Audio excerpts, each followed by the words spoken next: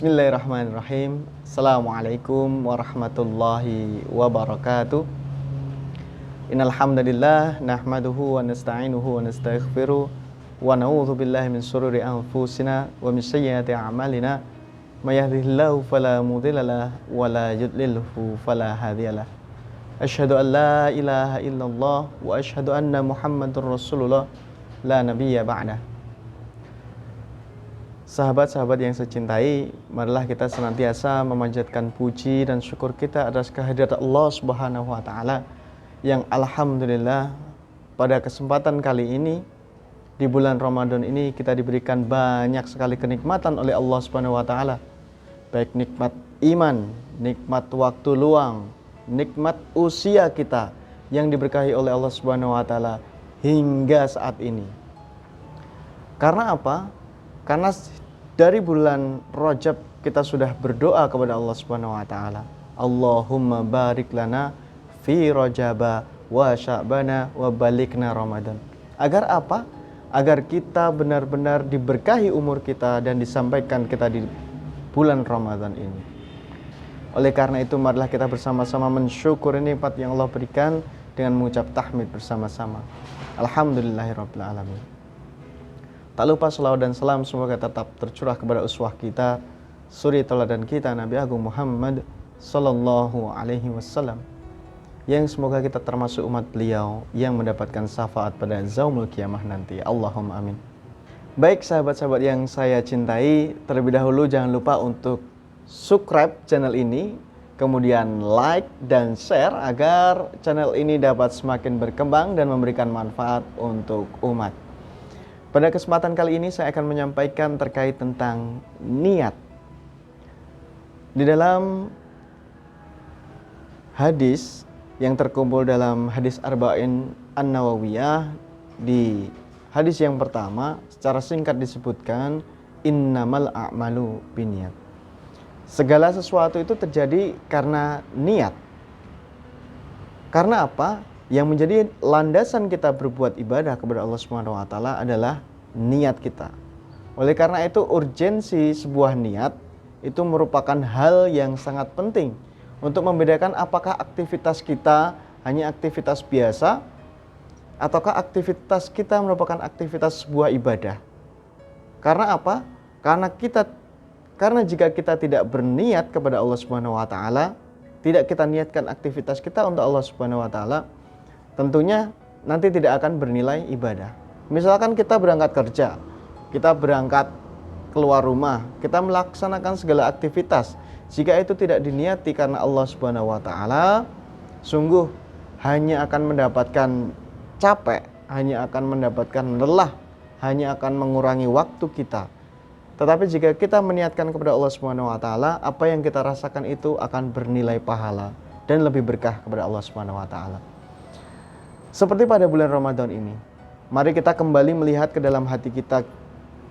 Apakah kita niat melaksanakan puasa Ramadan ini karena Allah Subhanahu wa taala, ataukah untuk orang lain, ataukah untuk makhluk lain?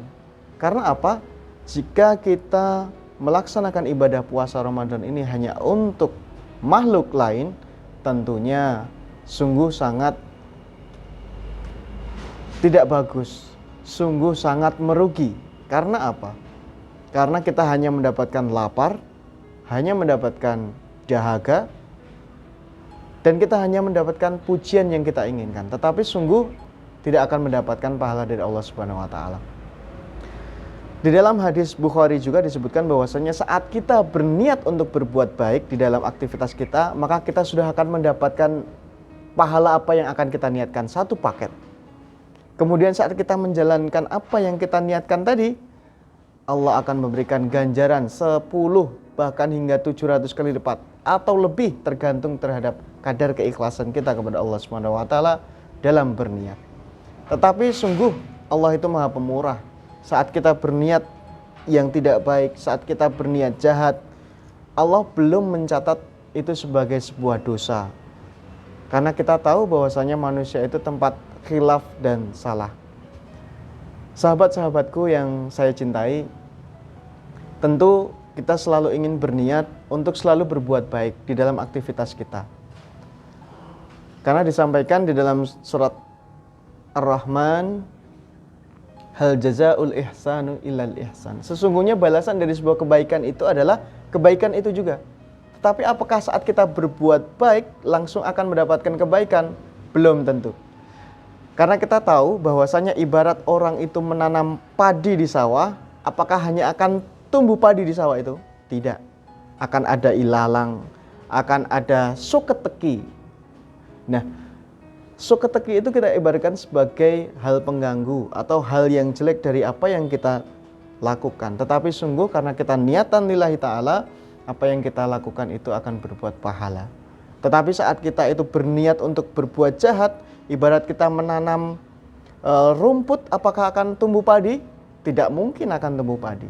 Tetapi saat kita menanam padi, bisa jadi akan tumbuh rumput dan juga akan tumbuh padi. Oleh karena itu sahabat-sahabatku yang saya cintai, marilah saya mengingatkan kepada diri saya pribadi dan kepada saudara-saudaraku yang saya cintai.